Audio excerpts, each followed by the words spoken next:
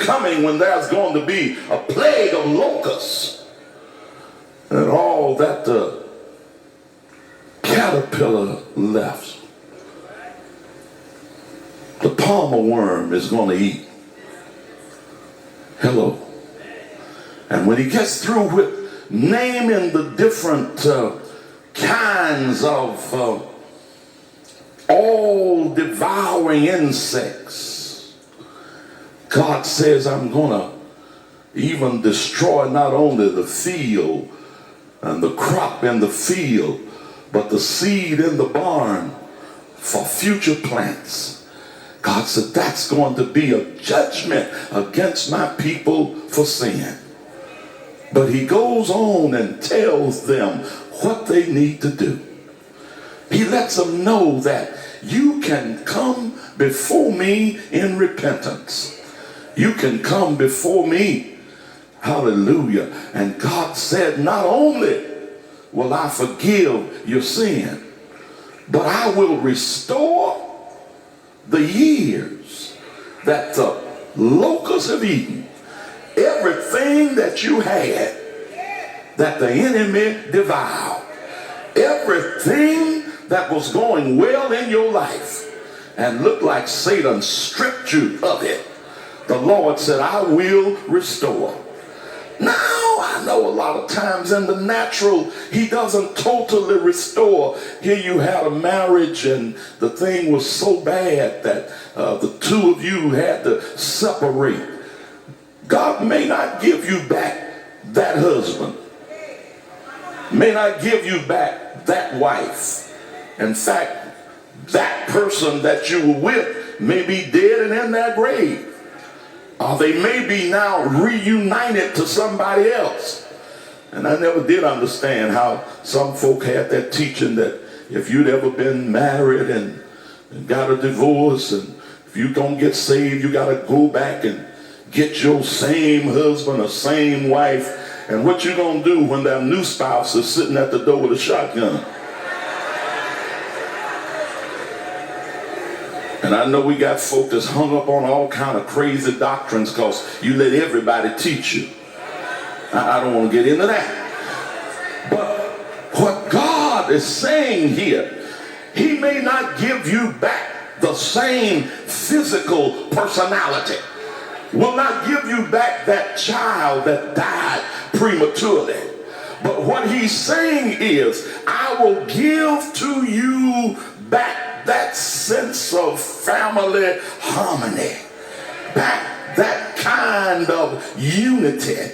In other words, he said in the New Testament, when Jesus talked about that rich young ruler that walked away sorrowfully because he wasn't willing to sell what he had and give to the poor, the disciples wanted to know, Master, who can be saved? Jesus said, well, I'll tell you, it's easier for a camel to go through the eye of a needle than for a rich man to inherit the kingdom of God. But he did say, with man it's impossible, but with God all things are possible. Peter said, well, Lord, we left everything and followed you. What are we going to get? And he lets them know that if you left father and mother and sister and brother and houses and land for my sake and the gospel, you'll receive 100-fold in this life. In other words, if one mama put you out, if two sisters or a brother and a sister wouldn't have anything to do with you, the Lord said, I'll bring you into a place where I'll give you 100 mamas, I'll give you 100 brothers, I'll give you 100 sisters.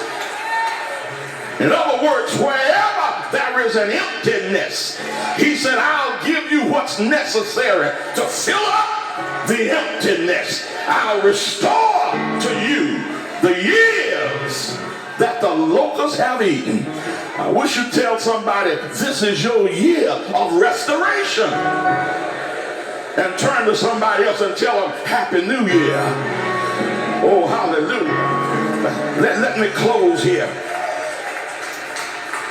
In our original text, God is talking to people enslaved for 430 years. But the Lord says, I know you've been praying. You go up to the beginning of the book of Exodus, and I know around maybe chapter 3, when he told Moses that I heard the cries of my people, I've seen their tears, and I've come to deliver them, and you're going to be the one. Moses, no, not me, Lord, I don't talk plain. But I want you to know that when God chooses you for whatever he chooses you for, you may know that you've got some impediments and you've got some hindrances, but you got to understand this: God knows you better than you know yourself. He knew your shortcomings before he called you. So I don't even have to worry about anything that the enemy will tell God about me, because my enemy don't know anything that God didn't already know.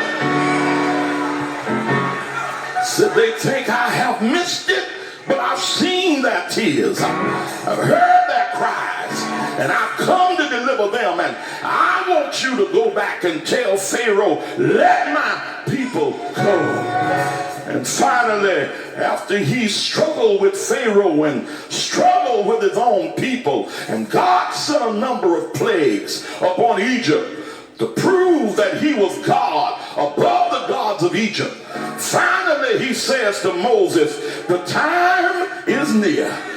In fact, I'm going to do it this month.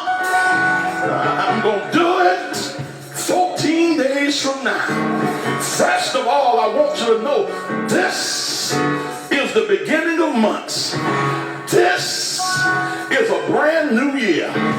Yesteryear were years of slavery, but you getting ready to enter in the years of freedom. Yesterday were years of poverty, but you getting ready to enter a year of God's abundant wealth. Yesteryear were years of scarcity, but you getting ready to walk into a year of increase. Oh, I wish you'd tell somebody, Happy New Year. Glory to God. Well, God, how are you going to bring this about? First of all, he said, what I want you to do. Verse 3, speak unto all the congregation. Say that in the 10th day they shall take every man a lamb. Tell them it starts with a lamb. Hallelujah. Then it comes into verse 4. And if the household be too little for the lamb. Oh, you don't hear what I'm saying here. I wish you'd tell somebody, a lamb has to become the lamb. And then you read on down to the end of verse 4. Every man according to his eating shall make your lamb. Wait a minute. How's he going to bring about the new year? Anybody in here one day heard about a lamb? They called him Jesus.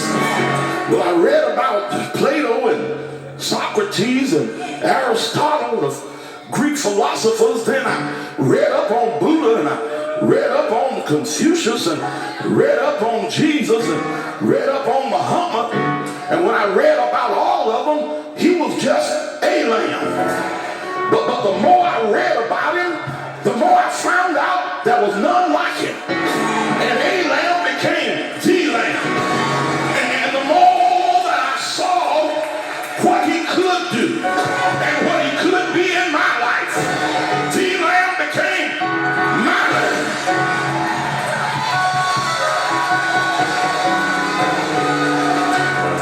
And what's going to make all the difference in your life? Sister Cleo can't do it. She's already gone